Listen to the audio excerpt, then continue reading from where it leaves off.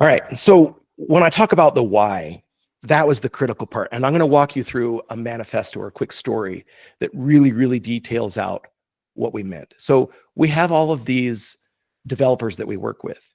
And traditionally, when I say, there was a term that we had used, like our founder would get up on stage and say, if you need to create an amazing experience, get a builder, get a developer, and have that developer go make it for you. And as we looked at it, we're like, what are all the qualities of what a builder means?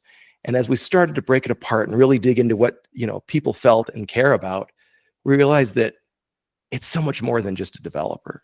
When we think about what is a builder, it's this mindset, it's this attitude that any human being could be. So whether you're a CEO or you're a developer, you're a mid-level manager, it doesn't matter. Like builder does not equal developer. So let me read this quick story. This may take a minute, but once you feel what I'm talking about, and this will describe what Twilio does as well.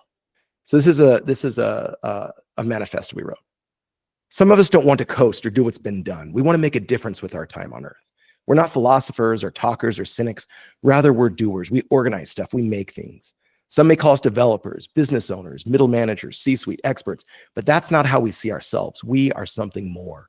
We are builders, because being a builder is a mindset, not conforming to the standard path, being open to new ideas, new ways of doing, not afraid of dreaming, imagination, vision.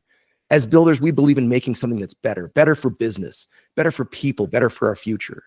We believe in freedom, using every tool possible, not being tied down to one system or company, especially walled gardens. We want transferable skills so we can move and pivot, get our hands dirty. We want to do it ourselves, take it apart when it's broken, rebuild the impossible. Today, building is all about moments that make an impact on daily life, like personalized healthcare at the touch of a button, mobilizing critical information during a hurricane, chatbots who take your pizza order. This is where Twilio can help. Twilio is like a builder's workbench. It offers all the tools you need to build moments of magic for your customers. With Twilio, your building blocks are customer data, AI, and the freedom to connect digital experiences on any channel. It's open and flexible, so you're not tied down to a specific data set or application. You're free to use whatever app you want, or the latest AI tool, even stuff that hasn't been invented yet. It connects to everything. Basically, it's all the power of an experience platform without being confined to the apps of a walled garden. So it doesn't matter if you're a CEO building out your vision of your company, or you lead a team that's building a new experience. You are a builder, and Twilio can help you make that vision come to life. In short, we help you make beautiful digital experiences quickly without stifling your imagination, so you can become the ultimate builder. Because being a builder isn't something we choose, it's just something we do, something we are. We have to build, be bold, try. Only then will we make a dent, make something wonderful, make a name for ourselves. And today's the best time to start, so let's build something amazing. So I tell you that story.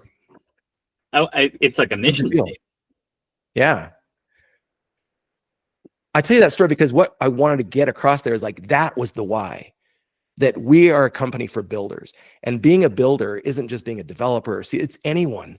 If you have that desire to go out and make some cool digital moment, whatever that may be, you've got the freedom to do it. And you can just, it's that flexibility and freedom to go out and just try and build something. And when you go to the Twilio platform, like you can spend a half an hour and build something where phone call to SMS to a this to that, like it's all connected, and you can make a cool digital experience. And that's what we wanted to get across. So when we rebranded, it was like, bingo, that lightning in a bottle is that emotion that you feel of like, yeah, I want to be a builder. I want to go out and make a dent. I want to do something. And then we can start to decide, okay, now how do we express that? And if you want, I can get into like the visuals and the parts and the pieces and how it all ties back into that why. Sure.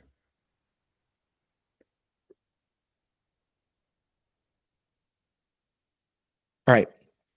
So once we landed on that story and then started to think through the messaging of, okay, at the highest level, it's all about being a builder. And then as it goes down, it's like, now, what does a builder do? They need all the tools to build stuff. And okay, come to this platform. And here's all the technology and parts and pieces.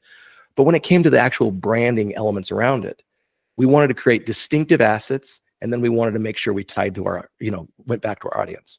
If you looked in the past, Twilio was like fun and playful and cartoony, but it didn't connect with what we'd say like core technology people, like the tech geeks out there who, live and breathe technology. And so there were some elements that we wanted to make sure that we were speaking directly to them, to our audience, and that we wanted to get across this builder message.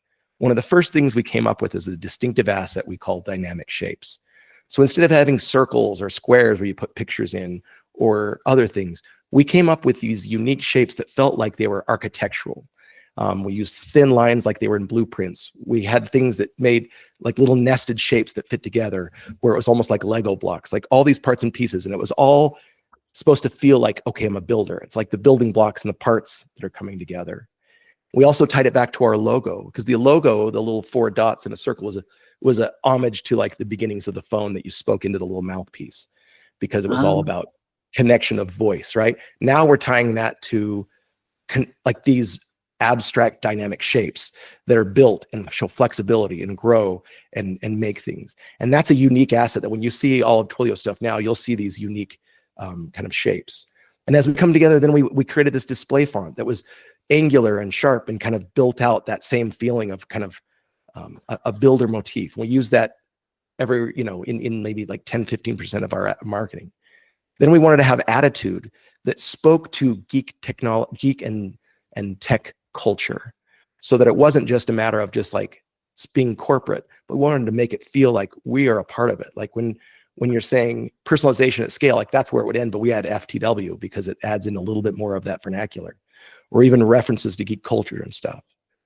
Then when we looked at our colors, we're like, there was like all the colors in the rainbow and all these different brands that came together from greens and purples or whatever. We looked at, like, when you're a coder, you use syntax highlighting and you only highlight a couple colors. So we said, okay, we're going to focus on that and limit ourselves to 2 colors, blue and red. That's it. And we just use the gradient of reds and gradients of blues, which was really interesting.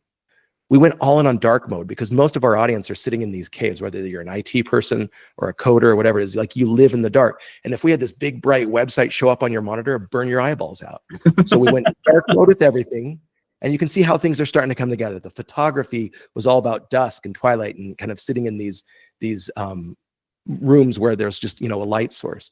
We used all these unique builder shape that come together to make it like Lego blocks. We leave little glows around elements and buttons and things, just like in a coder's room, they're going to have like these RGB glowing keyboards or little lights under their desk, or their fans on their computer going to be glowing. So we used elements from our audience that they resonate with, and then put this builder attitude on top of it, so that you would get, like, if we look at our before, where it was a little more corporate, because we were reaching to a lot of different audiences.